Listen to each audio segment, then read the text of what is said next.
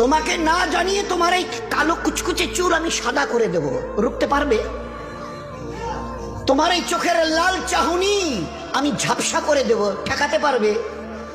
তোমার এই লোহার মতো মজবুত দাঁত 32টা 16 একটা একটা করে ট্রান্সফার করিয়ে দেব, তোমার কাছে কোনো পারমিশন নেব না, ধরে রাখতে পারবে? এইভাবে আস্তিন গোটানো মাসল ফোলানো ধরে রাখতে পারবে তো? এরকম করবে না তো? এইভাবে এরকম হবে না তো?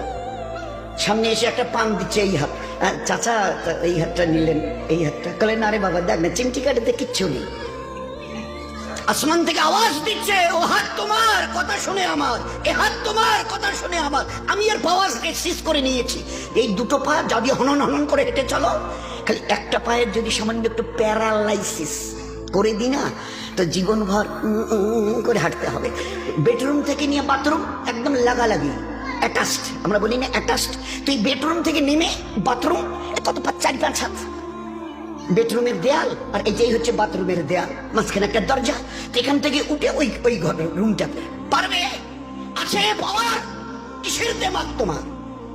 কিসের এই অহংকার তোমার? শুনুনি কোনোদিন নবীজির কাছ থেকে অহংকার, তাকাব্বুর এটা আমার চাদর, বড়াই এটা আমার চাদর, আল্লাহ বলছেন।